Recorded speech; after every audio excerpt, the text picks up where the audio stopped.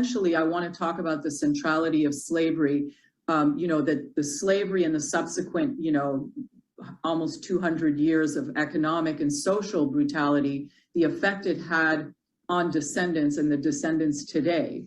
But it also, we have to look at it again. What did it do? The wind in the back, the economic wind in the back of white people, white enslavers,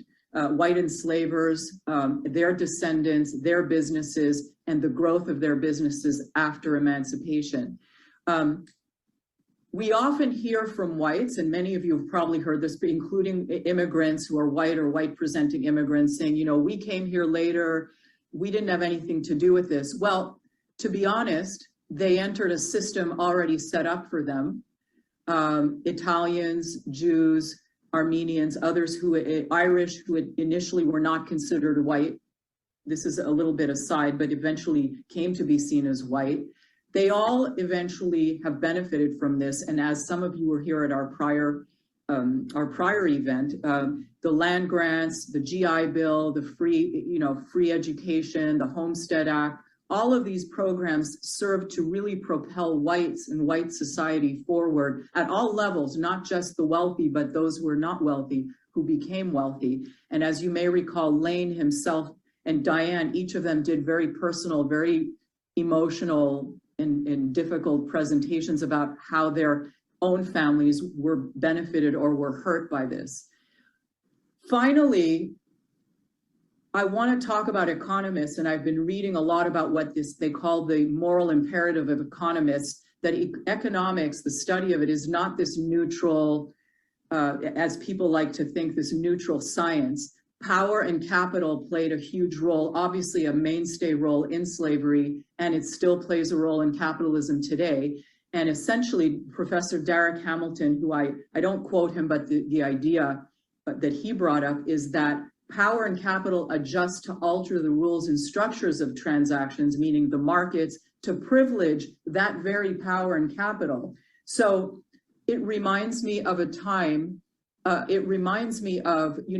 say those of us here who run businesses, who work in businesses, imagining having a business where you largely have no labor costs. And due to the theft of early land as well from Native Americans, and also, by the way, the theft from Black farmers, we'll talk about that at some other stage of land. Imagine really running businesses without those costs. It's really something astounding to think of, and that's really what went on back in the day.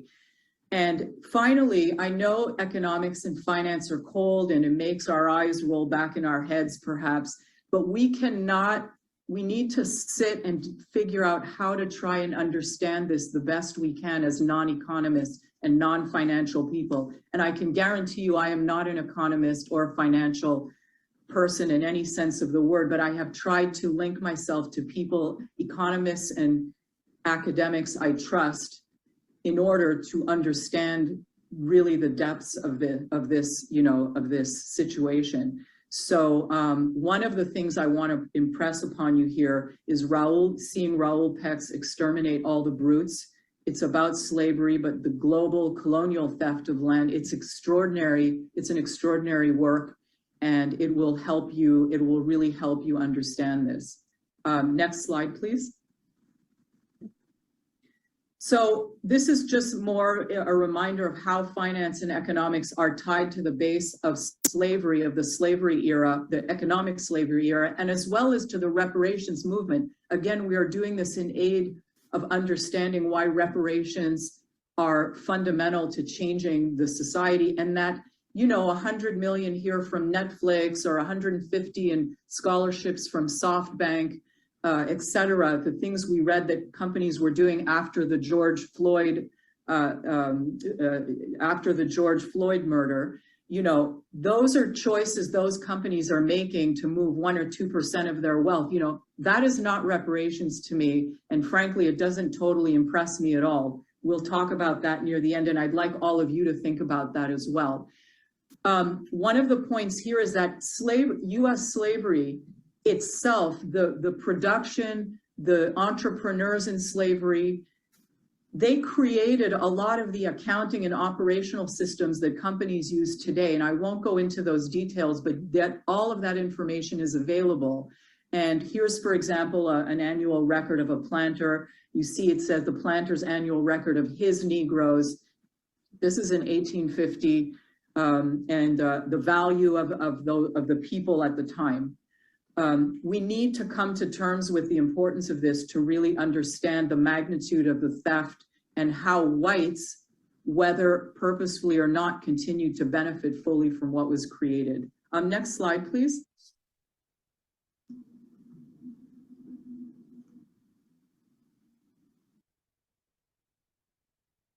How did we get here? The GI Bill of Rights.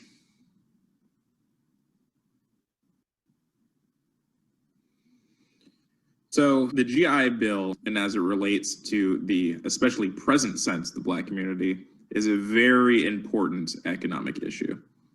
So the GI Bill was a bill that would allow for veterans of the United States military to benefit greatly in a lot of fields, but especially education, getting easier access to that and having that cost less, and even more so than that, easy access to housing loans and ownership of property that would be able to have a very strong foundation for a family's economic future, even generations down the line.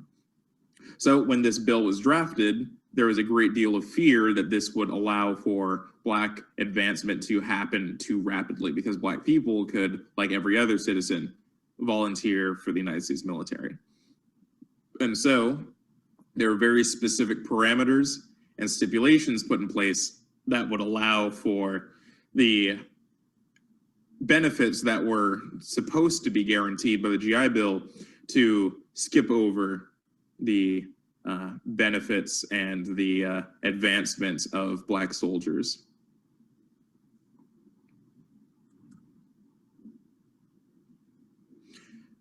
Redlining in the GI Bill is something that goes very, very closely together. So the term redlining comes from a common act on drawing maps, where you would put red lines around specific issues of or around specific locations of danger, in this case, of course, referring to locations that were primarily occupied by Black citizens. So you would have these places be highlighted by red lines, where you would be able to avoid benefiting these locations in regards to housing opportunities that would be developed there, in regard to housing loans that could be offered to various locations there, et cetera, et cetera.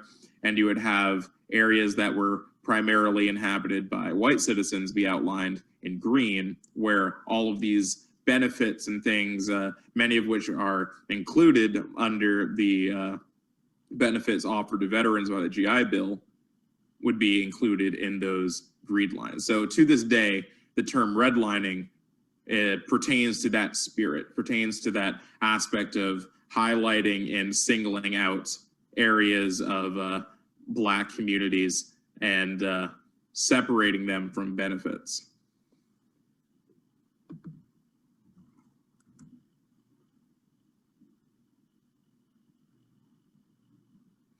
So to continue on this point, you have further examples and you have further quotes of these aspects of neighborhoods being drawn out, refusing to insure mortgages, refusing to subsidize builders that were trying to build things in these areas. And these would continue to take away from the potential benefits that Black veterans could have if they had access to the same resources and the same guarantees that their white counterparts were. Not having access to these things didn't allow for a strong foundation or generational wealth. Whereas you could have gone into the American service as a lower class, white man, and come out with great access to a housing loan with great rates. And that would allow your family to have a strong foundation to continue to improve financially into the future, even long after that individual, that World War II veteran's time had passed. Without access to those things, you get a long and strong understanding of where a lot of the wage gap comes from. Segregated education.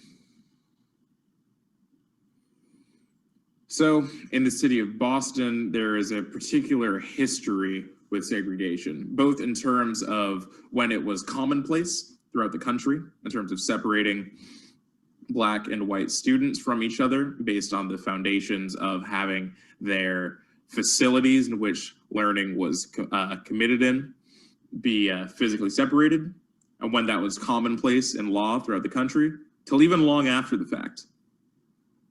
It was something that was allowed by the Massachusetts Supreme Court, and well into the modern era, well into the recent era, this was something that was continued to be practiced on a de facto level, even if it was no longer as enforced, certainly nationwide and the de jure level.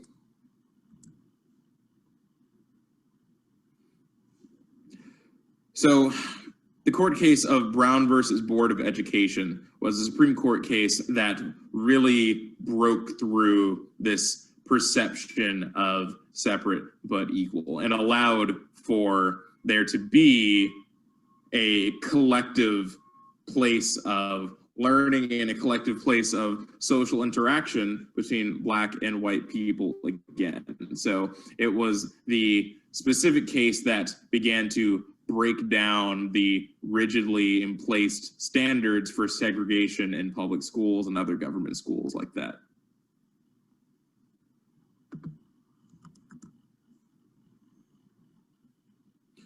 So as I was saying, despite Brown versus Board of Education passing in 1954, this is a practice that would continue in Boston for over a decade later, over 2 decades later, where you would have a significant crisis come about in regards to how you could desegregate schools. When there was a specific push in the city of Boston, a court order, in order to begin to integrate schools, the way in which this was done was by having kids that lived in Black neighborhoods be bused from their neighborhoods so that they could attend school in white neighborhoods. And the backlash to this from the white citizenry was tremendous. It resulted in riots. It resulted in acts of terror being committed against children, intimidation, you know, stones and bottles and things like that thrown against windows of buses in order to intimidate these children, and all sorts of horrid things in order to bring a stop to the fulfillment of this court order.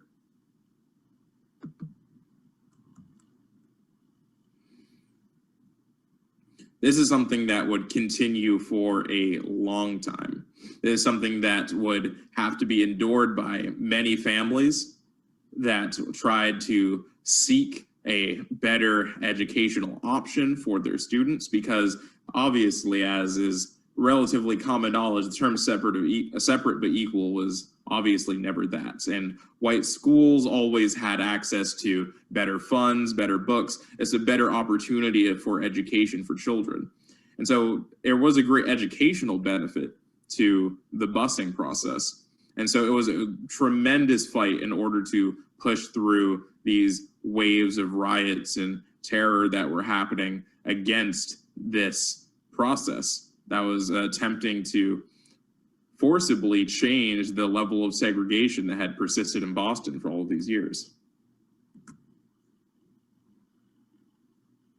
This is something that actually directly pertains to my history, because my father was in elementary school during this very time period. He grew up in Roxbury, where he was originally being bused to a school in Roslindale. And in this context, he personally faced a lot of these issues, a lot of this terror of these screaming, furious white people, these citizens that were expounding levels of anger that a child could barely comprehend or understand why these things would be happening. So at the end of the day, it was something that my grandfather wouldn't tolerate, and so he moved my father and the rest of his siblings out of Roxbury and into the city of Cambridge, where I was raised. And this is something that has directly, played a part into why my life is the way it is, why I live in the city I live in, why I was raised where I was raised. And this is a part of the tales of history of how all of these things interconnect, how all of these things interplay with each other and lead to where they currently are. This is how we are where we are.